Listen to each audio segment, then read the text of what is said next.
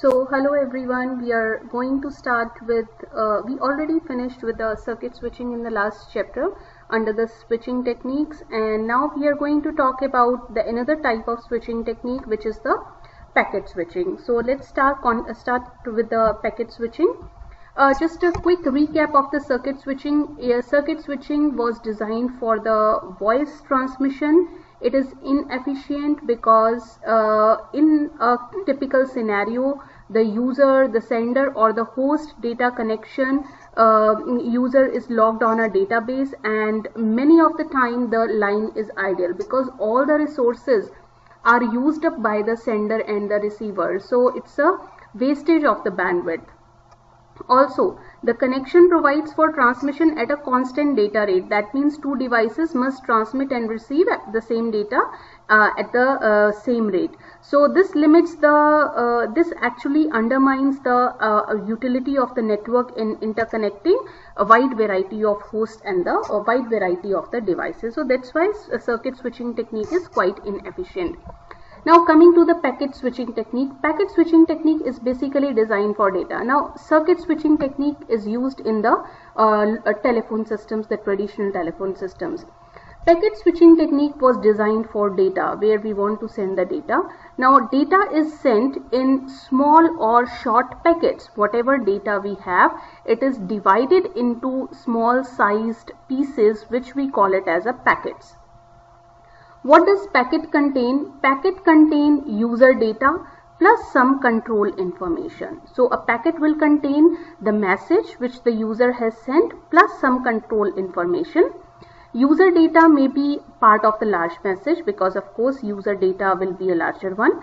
Control information may include like what is the, who is the address of the sender device, address of the receiver device. It may include subject, it may include the routing or the addressing techniques. Packets are received, stored briefly. When something is stored briefly, we call it as a buffered. Buffered is nothing but a temporary storage of data. So whenever some device stores data temporarily, we call it as data is buffered. So it is stored briefly, or we call it as buffered, and passed on to the next node. So each router or each node receives the data, stores the data temporarily, which is called as it buffers it, and then it passes the data to the next node. So basically packet switching transmits the data in the transmits the information. It is basically for transmitting the data in form of the packets. So let's see this example over here. What this example what is this example about? Let's understand it. Okay, so in this diagram, this is a simple switch network. We just assume that we have a small packet to send from one system to the another. Let's assume that we have a packet to send from this system to this system E. So we have a packet to send from station to station E. The control information indicates that the destination is station E. Now what will happen? From A, the packet will first of all be transferred to node 4 because that is the attached node to the system A. Now what this node 4 will do? It will receive the packet from computer A. It will store the data or store the packet for a while. Because why it stores the data? Because it will determine which node to send it, because from this node 4 data can be transmitted, data can be sent either to node 1, to node 5 or to node 7. So based on the destination address, node 4 will examine it will determine the next leg of the route. Maybe for example node 5 or node 7, whatever it is. Let's assume that it examines that it needs to be sent it to node 5. So now node 5 receives the packet, although it can send to any maybe node 7 also. So we for our we assume that it sends to node 5. Now what node 5 will do? Before sending it to, because system E is attached to node 6, so that means node 5 has to send the packet to the node 6. Before sending to the node 6, node 5 will queue the packet and check the destination address before forwarding it to next link. So even over here also at node 4, before forwarding the packet to node 5 on 4 to 5 link, the packet will be queued on node number 4. Now if the link is available, so if this link from 4 to 5 is available, the packet is transmitted to node 5, and then from node 5 it will be transmitted to node 6 and then to the destination system. But if this link is not free, then node 4 will buffer the packet, or it will queue the packet. When the link becomes available, node 4 will send the link. So same thing will happen at the node 5 also. Node 5, after receiving the packet, will queue the packet in the link in the node itself and examine the destination address. Now after examining the destination address, before sending it to on the link 5 to 6, it will check whether the link is free or not. If the link is free, the packet will be transmitted to node 6 and to computer F. If the node is not free, then the packet will be buffered for few milliseconds maybe on the node number 5. So this is how the switched networks switched networks work. Okay, so this is an example of the packet switching network, how the packet switching works. Suppose we have two systems, sender and the receiver. Now sender wants to send data to the receiver, application data. Now first of all, this application data will be broken down into small equal sized packets. So data are transmitted in the packets only. So this application data will be broken down into small sized packets. Let's assume that the packet length is 1000 bytes or 10 bytes or 100 bytes, depending upon the size of the application data. So if the source system has a longer message to send, the message is broken up into the series of packets. Like over here, it has been broken up into 3 packets. Now what does each packet contain? Each packet contains a portion of the message. Each packet will not contain full message. It will contain only a part of the message, plus it will contain some user information. So for example, this is the whole application data. This packet 1 will contain a part of the message plus some user data. Packet 2 will contain a part of some user message plus control information, and packet 3 will contain a part of user data and plus control information. The control information at a minimum includes the information that the network requires to be able to send the packet to the network and to be delivered to the receiver. And at each node, just like we have learned in the previous slide, the packet is received, stored briefly, and then passed it on to the next network. So these packets are sent on the packet switching network. Each router will receive, it will examine the packet, and before sending it to the next node or the next router, it will first of all queue the packet, examine its destination address, and then it will be sent to the next node, and so on. Alright, so and at the destination computer, the data will be received in the packet. So it is the responsibility of the destination system to assemble these packets and to form a same application data or same message so as to deliver it to the receiver. Now what are the advantages? Advantages is efficiency, line efficiency is greater because single node to node link can be dynamically shared by many packets over the time, and packets are queued and transmitted as fast as possible. Second advantage is the data rate conversion. Stations, they connect, stations are nothing but the devices, they connect to the local node at own speed, and nodes buffer the data if required to equalize the rates.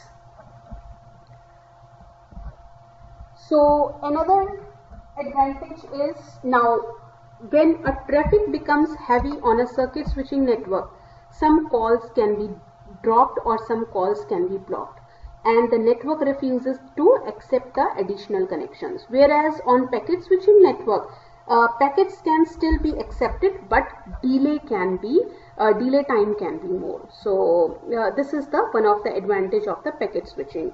Another advantage is priorities can be used. So if a node has a number of packets queued for transmission, it can transmit the high priority packets first and these packets will experience less delay than the low priority packets. So higher priority packets will be sent first and then it followed by the low priority packets. This will lower down the delay. Alright, now coming to the station switching techniques.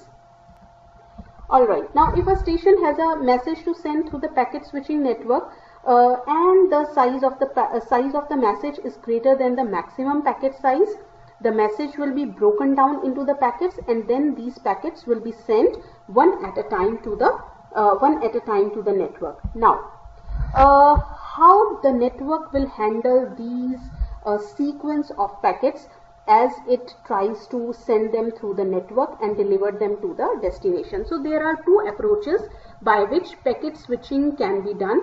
First approach is the datagram, second approach is the virtual circuit. So in this lecture I am just going to talk about datagram. Virtual circuit I will talk about in the next lecture.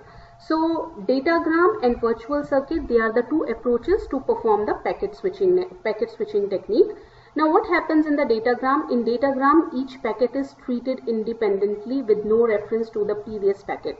So for example, if I have this is system 1, this is system 2, 1, 2 and 3 and 4. 1, 2, 3 and 4. So for example, station 1 wants to send packets to system 3. So for example, it has 5 packets to send. So packet 1, maybe it can be sent from node 1 to node 3 directly. Packet 2 can follow the route node 1, node 4 and node 3. Packet 2 can follow the route from node 1, node 2 and node 3. Packet 3 can follow the route node 1, node 2, node 4, node 3 and so on. So in datagram networks, each packet is treated independently and no reference to the previous packets. Whereas virtual circuit approach is almost similar to the circuit switching.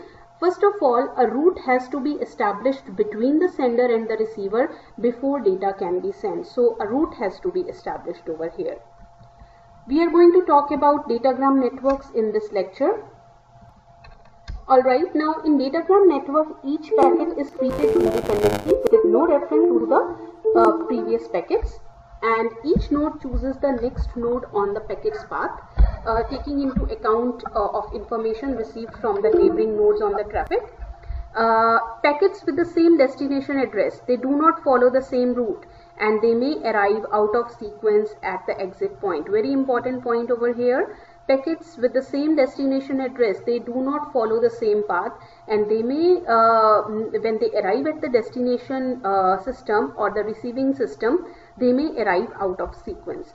So for example, we have a diagram over here, we have a scenario over here. So this diagram shows the time sequence of the snapshots of the packets of the progress of the 3 packets. So for example, the system A wants to send a message or 3 packets to the server. Now how these packets are sent, each node chooses the next node on the packet's path, taking into account the information received from the neighboring nodes on the traffic, line failures and so on. So packets with the same destination address, they do not follow the same route and they may arrive out of sequence. Now for example, if you see over here, we need to send 3 packets from system A to this server. Now if you see packet 1 and 2, when they leave the system, they first of all arrive at this node. Now at the next moment, the packet 3, instead of following the same path, it starts moving towards straight, and packet 1 arrives at this node, whereas packet 2 is still over here. In the next moment of time, packet 1 and 2, they are near to the server, whereas packet 3 has followed this same path, although all these 3 packets, they have the same destination address, but if you see, they are not following the same path. And at the end time, if you see over here, packet 1 arrives over here, packet 2 arrives over here. Packet 1 and 2, they follow the same path, this path, whereas packet 3 follows the another path, but it still arrives at the destination. Now what we want to say over here, that The exit in the exit node the exit node restores the packets to their original order before delivering them to the destination. Although if you see over here, the 3 packets have arrived differently, maybe at different time and maybe out of sequence. So what this exit node will do, this exit node will restore the packets to the original order before it sends to the destination system. Now in some datagrams it is up to the destination rather than the exit node. This is the exit node. So in some of the datagram networks, it's not the responsibility of the destination node, rather it is the responsibility of the destination itself to do the reordering of the packet. Also, it is possible that a packet can be destroyed in the network. For example, if the packet switching node crashes for some time, so all the packets which are queued in that node, they may be lost. So again, it is up to the exit node or up to the destination to detect the loss of packet and decide how to recover it. So if you see over here, the packets, they do not follow the same path, rather they follow the different path, or they may follow their own independent path. So in this example, the exit node restores the packet to their original order before delivering them to the destination. In some datagram, it is up to the destination rather than the exit node to do the reordering. Also, it is possible for the packet to be destroyed in the network. So again, it is up to the exit node or the destination to detect the loss of the packet. Now, what is the exit node? This is the exit node, this is the destination, and this is the entry node. So the entry node is from the node from where the packet enters into the network, and exit node is the last node. So this is the same picture of the previous example which we have just learnt now.